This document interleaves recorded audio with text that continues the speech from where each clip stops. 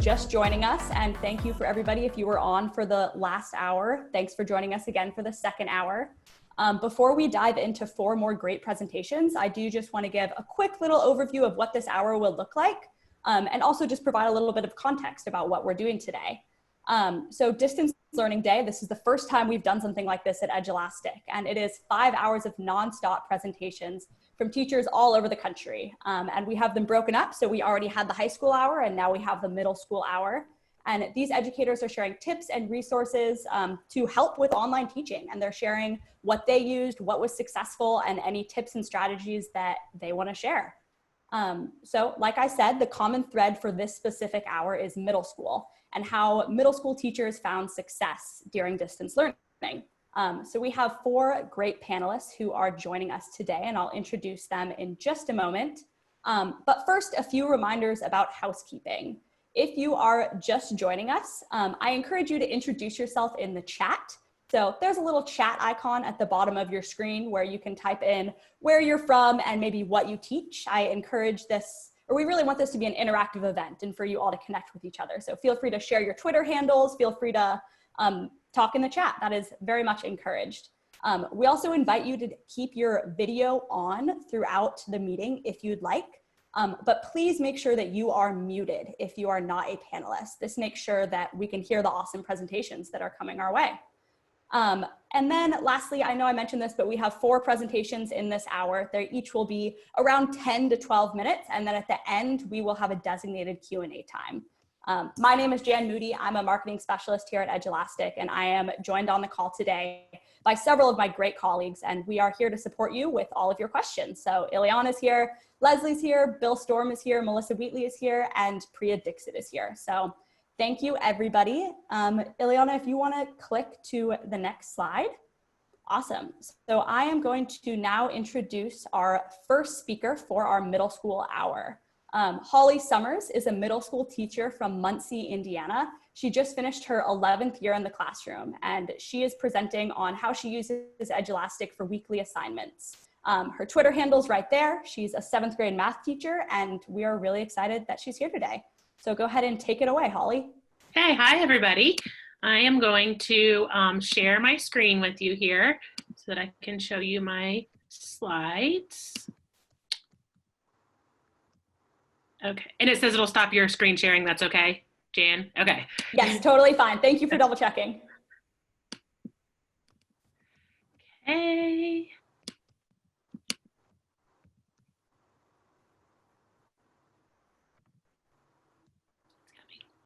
Okay, there we go. Okay, so there's my Twitter handle and my email. Again, I do try to do Twitter a lot, so if anybody wants to be in contact, that's a great way to reach out to me later. The biggest way I have used Edulastic, which I've used it over the last couple of years, but this last year, I was very intentional with the way I used it, and it really helped me during the distance learning time. So it was the only homework that I had for my students in 7th grade math all year. So every week, that was their homework that I assigned. So we had done that every week all year. So when we moved to distance learning, I continued that, and that was really helpful to my students because they knew that that was what they were going to have each week. They were used to the format. They had all signed in, all of that kind of stuff. And I can say too, so I did the distance learning thing as a teacher, and I also have, as a mom, I have 3 kids. They were 8th, 6th, and kindergarten. And I know one of our biggest struggles was where do we turn in what was being graded, all these different ones. And as a teacher, it was beneficial to tell my parents, my students, this is what we're doing, this was the grade, and they were used to it. So this is how I used it during the school year. So I'm just gonna kind of give you a quick overview of that, and then I'll kind of tell you how I modified that for it to work in distance learning. So the way I did it is I assigned it every Tuesday, and they were, at the beginning of the year, we did the whole Google sign on and all of that, so all they had to do each time was click on it. It was due Thursday at midnight, and it would always include whatever standard we were working on for that week. And then I usually try to throw in 2 or 3 spiral review questions, or at the beginning of the year I would prior grade level questions, and then the same thing at the end of the year, then I could select a few 8th grade questions to throw in there. So I always had that in there. I always allowed students to have it reset if they would like to get a better grade, and I did modify that a little bit for distance learning. I'll talk about that. So I had a process for that, and that's kind of what those next bullets talk about. And then I always had class work time. And I did the same thing just during distance learning. For the most part, the way my school did distance learning, and I know everybody does it differently, but we were Tuesday, Wednesday, Thursday, and then Friday was a catch-up day. So this still kind of worked because Tuesday I would assign it and instruct, Wednesday would be a work day, and then Thursday they could ask specific questions. So, and we use Canvas. So this is just kind of how I used Edulastic within Canvas for kids to know what they needed to each day. So like this was on April 1st. This was kind of their general things. And then you can see I provided notes that went along with the topic, and then their Edulastic was linked right there. So they could go right to it from there. And again, the consistency was the big key for me in doing all of this. So then they would have like their instructions specifically for today. And even though I like the whole tech thing, sometimes, you got to go like old school paper pencil. So I would do paper pencil notes that went with the assignment. So, and then just scan them in. So this way, when they were doing it, they could print them out, they could have it up on their screen. So here I gave information that corresponded to this question on Edulastic. So that was nice to do it that way. And I usually don't scramble the questions. I know that's a feature that you can use, but that would be a suggestion to me too. If you're going to provide notes in this kind of environment, distance learning, it was nice to have those numbers match up in a one-to-one correspondence rather than being scrambled. So that was kind of how I did that. And these are kind of benefits all the way through, but ones that I found kind of more specific. They're standards based. So if you have a curriculum calendar, you can just set I did my assignments several weeks in advance, and it helped keep me on schedule. And then the same thing at the end of the year, I knew what standards I had through data that I needed to hit again, because when this distance learning hit, I basically had covered everything because we were getting close to standardized testing. But I could go back and put those specific standards in that they either need review on or are important to lead into the next grade level. The released items are great. Obviously this year, I'm assuming no states tested, but so it wasn't such a big deal with that. You do have the ability to reset. I didn't do too much of that during the distance learning.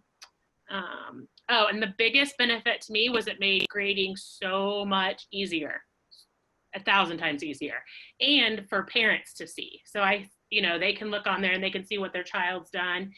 And during that distance learning time, I could check on a class and I could say, to try to open communication. If they're halfway through, I could see where they're at and I could shoot them a message and say, hey, you're only about halfway through and it's due tomorrow. You need to keep going. Or I'd say, it looks like you got, I would see the color coding and I would say, it looks like you got number 3 wrong. Make sure you go back to the notes and then do that. So it helped with communications with students for specific things too that I could help them with. So some of the ways I modified the way I use Edulastic from the regular traditional classroom to distance learning. So I usually did a Tuesday, Thursday during the school year. During distance learning, I did like a full week just to give people more time with that. If they wanted it reset, they had to send me a message through Canvas or email. And I usually told them that could be a 24 to 48 hour window, just kind of depending on how that worked. I did notes and videos within a module that would mimic what we would have done in class. So if I gave them an assignment over combining like terms, I would record a video of me using the whiteboard with that, put some notes on there, and then their assignment would be the Edulastic. During the school year, I usually leave it to where they can only see correct and incorrect and not leave all of their answers in as choices. And the reason I do that is so that it encourages them to write things down, because I know that's a struggle for students, is that transition to paper, pencil to computer. So to encourage them to write it down. But a lot of times on this, I did leave the answers for them redoing it just because of the extra difficulties of being distance learning as well. And then for the last 2 weeks, I gave them anything greater than an 80, that has a typo in it, and 80% would go ahead and get the full credit. And I have how I kind of do so the way I've done my grades, every assignment is always worth 10 points. I just kind of have like an 80-20 rule in my class with testing and homework points. So I just made every assignment worth 10 points. So whether there were 5 questions or 15, I just made it 10 points. It was really simple to keep it that way. It was very, again, consistency I think is a big key in this distance learning thing. You'll get better results if you do the same, if you put some consistency in your routine. So if they got an 86, traditionally that would go in as an 8.6 out of 10 in my gradebook. That's how I've done it. Now, like I said, those last 2 weeks when I was really trying to push kids to log on and get their work done, that was kind of an incentive. So if they to me, 80% was mastery, that if they scored greater than 80%, it went in as a 10 out of 10. And I still allowed for resets if they were requested. And sometimes I'll say a message and I'll say, hey, you know, you got less than 50%. If I reset it, are you gonna have time to retake it? And a lot of times we do it, communicate that way as well. So some of my other helpful hints, especially when I first got started, I just call it like a sandbox account. So like an extra class that you create. So you can put your assessments in there and then like a sample student. So you can go in and see what it looks like for them. I think that's helpful. To start, use the pre-made assessments. So you can type in any topic and use those pre-made ones, or search by standard. And that's how I did my homework because I knew what standards we were doing each week. And I have always found it helpful to not have it open and close automatically, but to do manual, especially during distance learning, because people have all kinds of situations. Like I heard one of the panelists say earlier, you know, somebody didn't have internet for 3 days. So I found that if I just do the manual open and closing, it helps for those special kind of situations where we're trying to give people extra time because everybody's in a different situation. So I would really suggest that if you use it during distance learning, is just do the manual open and close, because I'm assuming around my school and schools I've talked to, you know, due dates are pretty flexible right now. So that allows you to do that.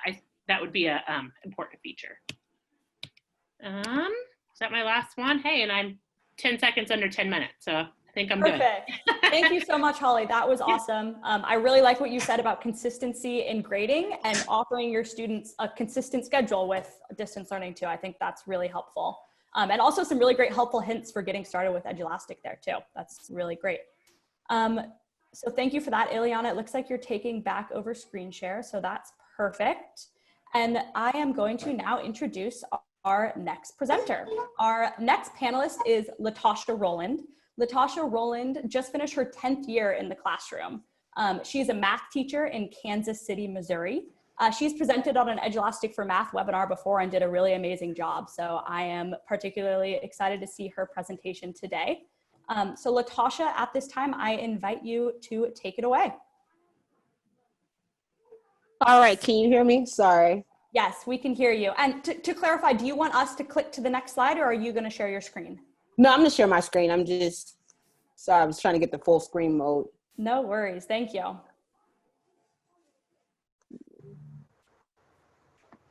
All right, let me see. Let me share. Do I have the ability to share screen? You should, because you're a co-host. All right, hold on. Let me get everything. Sorry, I have two monitors. All right, there we go. Share. There we go. All right. Looks good. Hello, everybody. My name is Latasha. As Jam says, Latasha Roland. I teach currently 5th grade math and science. And so I'm just going to walk you through how I streamline a lot of my systems to transfer, I don't want to say seamlessly or flawlessly, but almost flawlessly over to virtual learning. Just a little tidbit. I am a Edulastic innovator, a Khan Academy ambassador, and I'm also sitting on the board of a nonprofit called Fly Math Club. It's a math club for girls. So the first thing is, like, I had to really think about when this hit. I had spring break, so I had a week off to really think about how I wanted things to look. So a lot of things I did where I was already impacting or doing in my classroom. So what my instruction looked like in room 216 is I had math workshop. I rarely taught whole group. I taught exclusively in small groups. I used Edulastic exclusively as the tool to pull data to make my groups while my kids were working. When I had small groups, while I was working with students, my kids either had choice boards or task lists. I'm gonna go more in depth with that. I got these groups basically by bi-weekly mini mastery quizzes, about 10 questions or so to see where they're at. If a kid wasn't ready to move on to the next level, they stayed in their group. If the kid got an 80% or higher within their mastery quiz, I moved them up to the next group, and we just kind of flow from there. And then they always had weekly homework packets. So in thinking about how I did this in the classroom, it really took me a minute to think back to how can I flip this into a virtual setting. So the one thing I did with flipping this, I realized that first week I relied heavily on task lists, pre-recorded videos, and just different tools like Khan Academy. I used a lot of Ed Puzzle videos. My kids love games. I had a couple gaming sites. And what I realized when I flipped it, I wasn't getting the participation, and kids, when they took their first quiz, because we were coming up on a quiz anyway, they struggled heavily. So I had to sit back and realize, what do I need to make sure, one, kids are participating, two, parents knew what to expect in this new environment, and how can I create buy-in with my students? So the biggest things I did when I shifted to this flip model is I made sure parents had newsletters weekly. Every Sunday, a parent got a newsletter of what to expect for that week, any major announcements, and they got a snapshot of the schedule. Every Monday morning, my class and I met as a class virtually. I set the tone for the week, gave any questions, any expectations they need to know. I relied heavily on task lists as opposed to choice boards, but the task list gave kids choice, and I'll show you what that looks like. And then I continue with small group instruction. I have a lot of, like me, I have varying ability levels in my classroom. So I had kids who were really low, and I had kids who were really high. So my low kids really needed that one-on-one attention, whereas my high kids was all on the independence. And I shifted my mini mastery quizzes from 10 questions to 5, just to give me a snapshot of data. And I basically made sure I was available. Prior to the virtual learning, I was available in the evenings, on the weekends, via my cell phone number, but I made sure I had virtual office hours. And so how does look? A snapshot of my week was, as I said, parents got a newsletter every Sunday. I used the Remind app, if you're familiar with that, to communicate solely with parents. I sent out 4 Remind messages throughout the week to remind them to tell their kids to get to the meetings, let them know when the assignments were due. And I only allowed parents to communicate with me via Remind app. I wanted to separate the types of communications I was getting. So my students had access to me directly on my cell phone, whereas the parents, I advocated for them to only contact me via Remind. That way I knew where the things were coming from. And so kicking off that week, then my task lists were just an array of everything. Because I implemented small groups, instead of doing pre-recorded videos, I made sure that, similar to our classroom structure, when I had a small group, my students were at their table groups or their desks working on a choice board or a task list or whatever assigned activity. So I used a lot of different virtual websites, like Learning Legends is a math and science game website where it's literally a video game aspect of learning math. My skills practice task was exactly what we were practicing in our small group. So they always had tasks to do directly in their small group. Vocabulary quizzes. I used Edulastic to pull my data, and then if they needed more support post the small group, they had pre-recorded lessons, and I did also pre-recorded math notes. And so lastly, my schedule was pretty, I was meeting with kids every day, Monday through Friday, but I made sure I tailored it out where it wasn't overwhelming for myself or kids. So every Monday morning we had our class meeting. Immediately after that class meeting, I had my first group. For my first block, so we only had 2 blocks, and then every day up until Friday, I had a group. I try to keep it consistent, just like the last speaker said. I kept the times consistent so kids knew what time they had to log on, parents knew what time they had to log on. Everything was streamlined within their task list. They didn't have to click through a bunch of different things in Google Classroom. Everything they needed was on their task list. So this is what the 2 types of communications that I sent out to parents. So essentially, the parents on the left, this is what a parent newsletter looked like. I literally streamlined everything they needed to know. And at the bottom is what I sent out, what was a snapshot of our learning week. Because I had 2 subjects to teach, my task list went from 2 to 1, and I combined it. So everything that they needed to do was linked directly in that document. They didn't have to search anything else on their Chromebooks. I mean, working with 5th graders, they can get kind of overwhelmed. If you notice, I have red, some things are red, some things are green. I wanted to provide kids choice. So if something was green, it was optional. I mean, they could do it, they didn't have to. but it was mandatory for them to do. After about a week or so, I went from bi-weekly quizzes to weekly quizzes because I needed, like, we were moving kind of quick because they had just had more time. Instead of a 90-minute block, most kids were working on math throughout the day. And so this is a snapshot version of how I use my quiz, the Edulastic to create my group. So this is one of my higher groups, and we were finishing up fractions, multiplying a fraction by a fraction. And as you can see, most of my students did fairly well. They got 80% or higher. But the 3 students who got below 80%, they maintained on that skill level, and the other 6 students, I moved up to the next group. So we went on to multiplying mixed numbers while the 3 students stayed within this round until they passed on to the next level. A lot of these things, so a common pitfall that I faced is initially I had pre-recorded videos, and it just wasn't the best tool for my students. I had to really think about how I was going to get to my low-level learners and reach my goal of making sure the kids were ready for 6th grade. And so I did modify it to small group instruction. I didn't want to overwhelm myself, so it was no more than 2 groups a day. And I also utilized our teacher assistants as well for, like, my really low students who really need one-on-one support. They also had a small group, and I worked with the teacher assistant to get the lessons out to her, and then she will work with those students one-on-one if they needed more time on a concept. Another thing is, it's still lack of student participation. Parents did not know what was going on. And I felt that I'm not a parent myself, but I have friends and family who are parents, so I understood that. So we did parent meetings. It just opened their eyes, really walked through what this was going to look like for their 5th grade student. And then my parents and myself, we relied heavily on communication. I even had some Zoom meetings with parents who wanted to help their kids with the math work.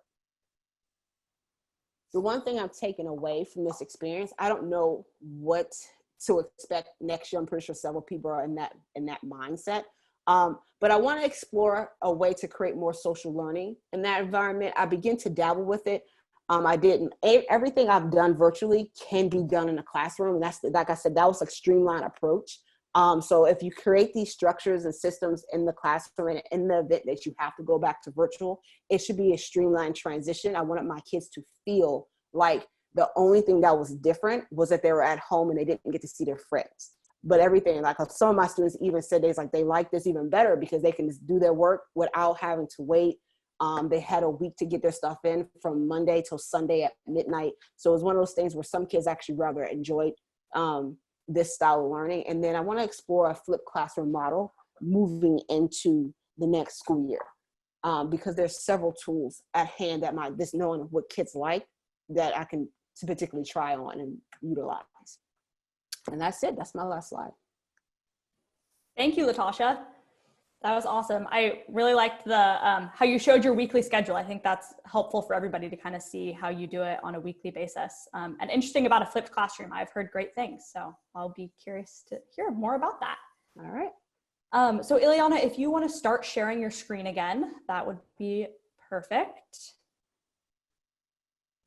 Looks like it's loading. Perfect. Okay. And now I'm going to take a moment to introduce our next speaker. Our next panelist is Lance Key, and he is both an instructional technology specialist and an online instructor. Lance has taught all math classes from 6th grade all the way through AP Calculus. He's both a Google certified trainer and a Google certified innovator. Lance has presented with us before and did a wonderful job, so we're thrilled to have him back today. He's got a lot of good stuff to touch on, from synchronous versus asynchronous, all the way to documentation and communication with students, parents, and admins. So take it away, Lance.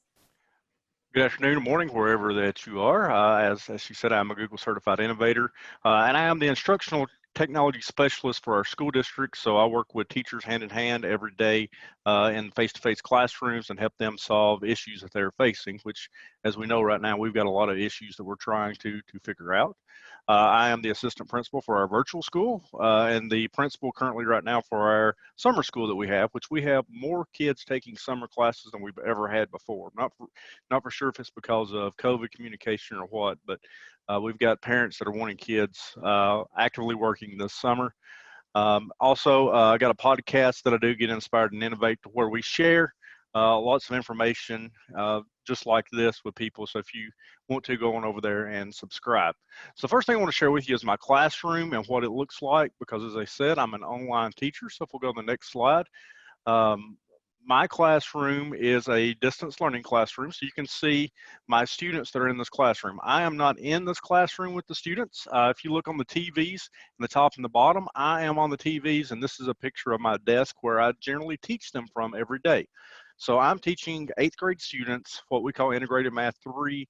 Some of you guys would know it as Algebra 2. We take the geometry skills and mix it with Algebra 2 and do that.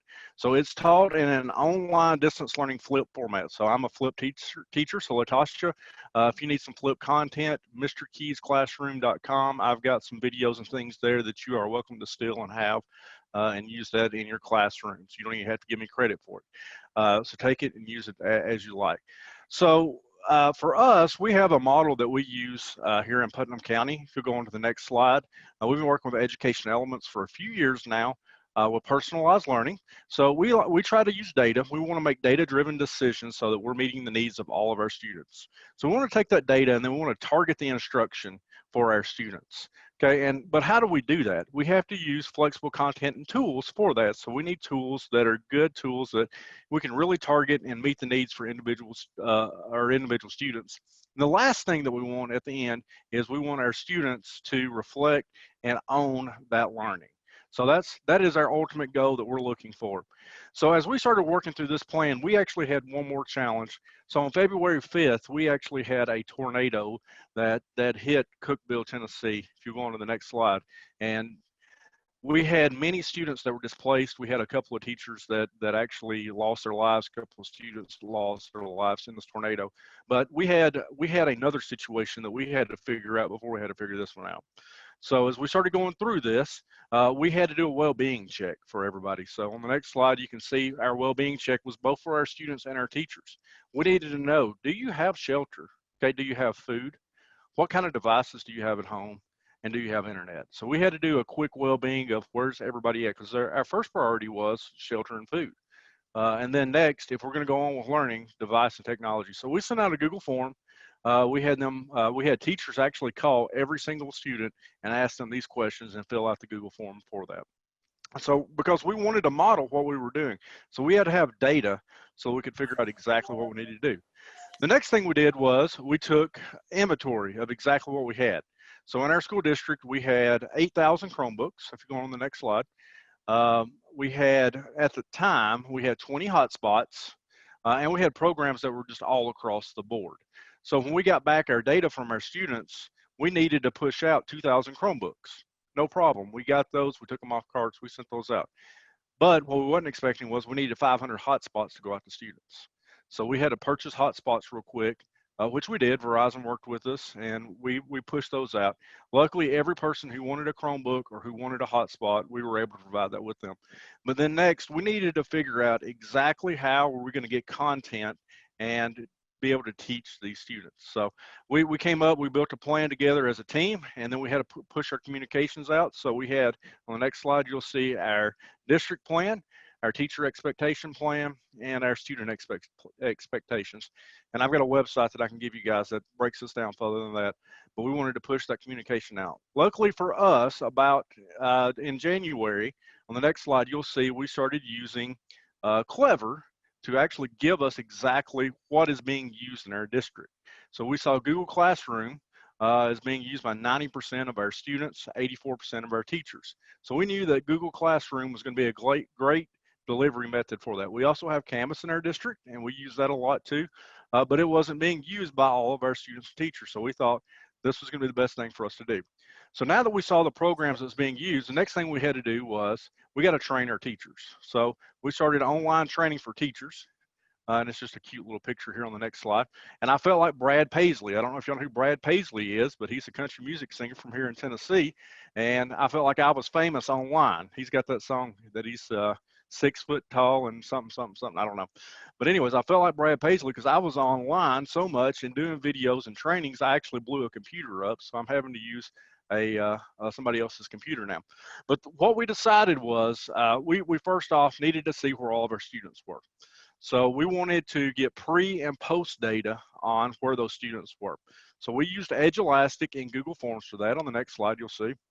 We used Edulastic to be able to do that. A lot of the teachers had PDFs and things that they used in the past. Edulastic's got a quick little tool that you can use called SnapWiz, where you can dump that in there, and then you can set up where the students go in and type their answers in, and a lot of times it'll just grade it right for them depending on the types of questions that you ask. Other teachers felt more comfortable with Google Forms, and we said, okay, if that's what you want to use, that's fine, but just know that it's going to dump into a CSV. You're going to have to collect and do your data from that. And then we use another little program called ZipGrade, and ZipGrade is something that students could do on their phone. So as you'll see on the next couple of slides, you'll see the data that we got back from Edulastic. So this is a pretest that we sent out for one of our math classes, and we could see quickly that, you know, some students didn't get it done in time. That's what the gray box is for. There's a lot of yellow and a lot of red here. So that's okay though, because this is a pretest and we're just trying to figure out exactly where the kids are at. So you can see in the middle there, one of the students has got a lot of green and only one little yellow box. Well, guess what? That girl, we just let her move right along to the next content. So now we're getting our data so we can target our instruction so that we can meet the needs of all students. On the next slide, it actually breaks it down by standard. So I know my exact standards that I need to cover. And then on the last one, it has got it by standard type by on the question there. So each question on there. So this is how you could do it if you did it through Edulastic.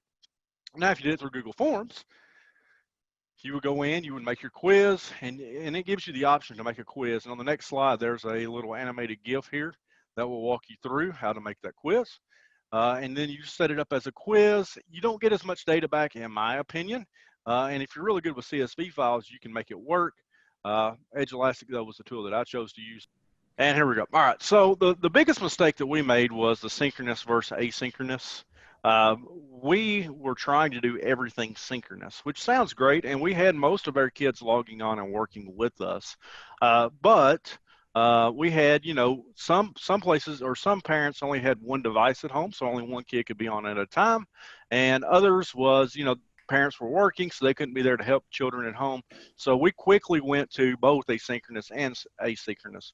So what we did was, if you go on to the next slide, our delivery method was we used Zoom like we're using right now, and we met synchronously with everybody that we could. We were going to use Google Meets, and some of the teachers still did use Google Meets, but when we first started, it wasn't exactly where we needed it. So we chose Zoom to go with in the district.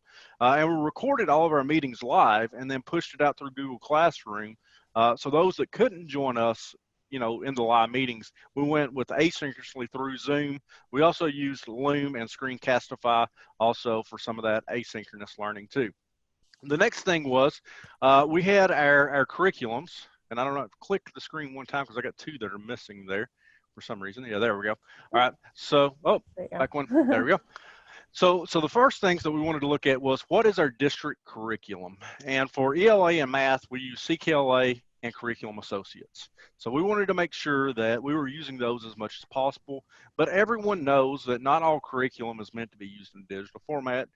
So we also have Edgenuity, SMOOP, and Lexia Core 5 that we were going to try to use. Those were district curriculums that we owned, but we still had a few gaps. So I want to send a shout out to Discovery Education. They actually allowed us to use their platforms for free to test it out. For those of you who don't know CK12 is a free OER resource. I really like it. They've got some really good content there that you can use and pair it up with Edulastic. And then, of course, Khan Academy. And their Khan Academy is not only just math anymore, but they also have other content. So we had our curriculums in places that we were going to use them. So the next thing that we had to figure out was with our students, especially it being in an online format, was engagement and practice, okay? So as Alan Iverson would say, we're talking about practice. So if you go on to the next slide there, Ileana, for me. These are the tools, I'm sorry, that we would use for our practice and engagement. iExcel, they stepped up, thanks to iExcel for allowing us to use it for free for all of our students. So we use that. No Red Ink, Common Lit, Edpuzzle. So a lot of these we were using for practice, but also engagement. And our students really gravitated towards the quizzes, Book Creator, and Flipgrid, because that's where they got to go in and they got to create content that they could send out to the students. And then the last thing, I didn't put this on the slides, but for our SEL, we were doing nighttime Kahoots with students. So if they wanted to jump on and do a Kahoot game together, they could, and it was all about just fun. And we did Zoom meetings during lunchtime, so you could have lunch with your teachers and with your students, just to jump in there and say, hey, this is what's, they could ask questions and things like that. And then last, just closing out, if you want to contact me, I'm at Lance R. Key on Twitter. MrKeysClassroom.com is my flipped learning website, so you can go there and get flipped videos. Get Inspired and Innovate is the podcast that I host. And then Key Skills for Success was my Google Innovator project. It's about giving students the skills they need to be successful post-secondary. All right, on to our next presenter, Samantha Shaffner. I am going to introduce you now. So Ileana, if you don't mind clicking to her screen. Thank you so much. So Samantha is an ELA teacher in Columbus, Ohio. She's passionate about EdTech, literature, and helping her students succeed. She's written several great blog posts for Edulastic, and we are excited for her presentation right now. So Samantha, take it away. Okay, so I'm gonna share a screen. Okay, so today I'm gonna just be talking about engaging ELA learners with online multimedia, just different types of sources. I'm just trying to time myself right here. So I've got a thing going. But anyway, I'm gonna try to give you guys some tips that you might not regularly think about when you think about Edulastic. As a digital assessment platform, it seems like it's all assessment. But really the capabilities of the app itself to design lessons and all kinds of learning activities with different types of multimedia, and kids get feedback.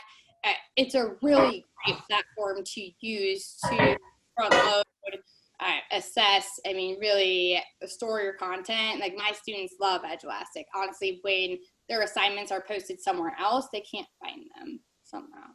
And I teach middle school language arts. I'm not going to introduce myself right now because I already said all that. I'm from Columbus, Ohio, and I'm going to keep on going. So, all right, if you need to get me on Twitter, my name is at Samantha Shaffner2.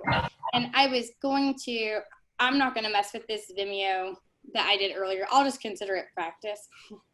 So I'm going to roll through these slides. All right. But yes, I love blended learning. I like to blog. There are a few online tools that I really, I rely on and I stand behind, and Edulastic is, at the very top of that list, just because I've never received results like I have regarding mastery standards and rigor with any other program before. So, Edulastic has a lot to offer, and I think that most people would agree. And if you don't know, then you're gonna know. All right, so these are my babies, and I'm gonna just keep on going through here, but they're wonderful. This is my 7th grade class. I've had them for 2 years at Millennium Community School in Columbus, Ohio. We are Title I African American charter school. This is just a snapshot of an agenda. I don't need to go through this much, but assessment was a main item that people were looking for when they wanted to make sure that we were, providing content that was aligned with the assessments that we were giving. So the easiest way that I found to do that such very niche task was to create my own lesson myself and embed that content into Edulastic. So that's why I'm here today talking to you guys about multimedia. Okay, this was just a Wakelet page that I hosted things on, kind of like an LMS, but you can see how you can share multiple kinds of content on Wakelet or any other LMS type item. to get you to your assessment, and Edulastic embeds beautifully into those collections. So this is an example of using read alouds in your lessons. My students and I have been on a journey through Lois Lowry's The Giver Quartet, and over the past few years, we've really gotten into it, and now we're finishing it. They were finishing it during the COVID-19 pandemic, and they were still really, hungry for the reading content. And so I didn't read every chapter for them, but I love making the voices, different characters and all those kinds of things. It's just kind of a language arts. It's kind of what you sign up for, and then you do it for a while, and you're like, oh, this is fun. So read alouds are awesome. And I definitely recommend reading to your students and creating a video that you can embed easily on Edulastic with literally a click. And those can be shown in other demonstrations, even in some of my blogs I have cited at the bottom of this presentation. So it's not just, video multimedia, though it's pictures and stuff as well. But for this item I'm showing you right here, this was just a lesson I created for my 7th graders. It included close reading, a few chapters. I used the upload a file function to get their whole PDF in there, just in case they wanted to refer to that. And then, I read a chapter to them, and then their question was about making an inference about the protagonist, and they were encouraged to, to get the best score possible, use the RACE method, which is restate the question, answer the question, cite from the text, and explain. So that's a lot of the, working in middle school, that's the formula you teach because it catches the algorithm for state testing. And so that is something that I just reiterate, and we master, and we remediate, and we do it over and over again because it's something that works, and it does actually help the students understand, what the questions are asking and the best way to answer them per their knowledge of the topic.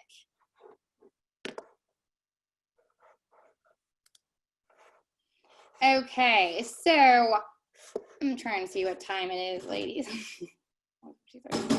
Okay. 2 minutes. 2 minutes. Okay, I'm not going to show video content right now because there is not time, but I'll just click into this so you can see how easy it is to get to an assessment, and really it changes it. I mean, it's this evolution from just being a test to being a lesson and a test. It gives you the ability to provide your students, whoever they are, with differentiated content and supports. And this is just one example of a video I created using PowerPoint, Notability, my own content with this subject, and it worked very well for me to make my own videos and continue to provide content to my students. And some of them really thrived. Not being in the physical classroom, I hate to say that because there are all these things we cannot offer them when we are not in front of their faces, especially when they're from, environments where they may not have all the supports and resources that they need. But I had a certain percentage of students that just thrived during this because it was an asynchronous learning opportunity. They did not have to, just work through the noise of the classroom and other things to get their lessons done, and their writing was awesome. So I definitely recommend embedding media from YouTube, from, Vimeo, things that you make in class. That's what I really would go for when you are ready to take that step. Using programs just like PowerPoint, and then taking some kind of stylus and, putting your own personal touch to it. And that's also the read aloud theory behind, me pushing that is they want to hear your voices. They miss us. they want to feel connected with us. And this is a way that you can do that by providing your own instructional content within an Edulastic lesson or assignment, so a student can, access the content that they need to be able to answer the questions, because we can't expect them to take tests, right? And then B, it's not just a machine or an app, it's their teacher. And so that means a lot more than, some people might think that it does. So anyway. Thank you, Samantha. Do you want like 30 seconds to wrap it up? If I could, that'd be cool. I'm sorry. No, go for it. Thank you. Okay, so this is just another example of using images to create different types of questions. I created all of these assessments myself. I usually do prefer to do that just to train myself on different items, but there are so many images on Google and just different places that you can grab them, and it helps the students understand so much more, for me as a teacher, than the questions on the other benchmarks and other lessons I've given them this year that did not include pictures or multimedia. So there's some more pictures. And this was a video I borrowed, and I say borrowed. Sharing is caring in this profession.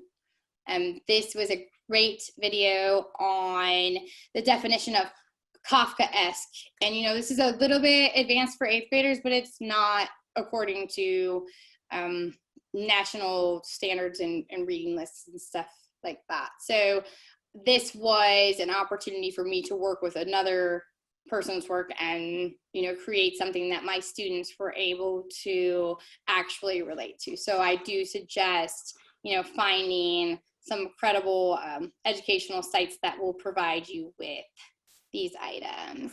Awesome. Thank you, Samantha. I really think embedding multimedia is so powerful, especially when teaching for home. And I really like what you said about recording your own voice and sharing that with your students. I've heard from countless other educators that that's really key right now, especially when you're trying to connect and engage with your students from home. So thank you for your amazing presentation. We did have a couple questions roll in through the chat. And again, I want to say thank you for your patience. We're going to quickly go through Q&A time before moving on to our next hour.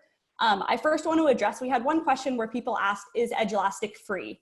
Yes, Edulastic is free forever for teachers. It will always be free for teachers. And in addition, because of distance learning and because of our response to COVID-19, we made several of our premium features free as well. And those will be available until July 1st, 2020. And then our one other question, Lance, if you are still on, do you mind elaborating a little bit more on how you provided hotspots for students who didn't have internet? I think this was really an amazing thing that you did for your district, and we had people who were interested in learning more about it.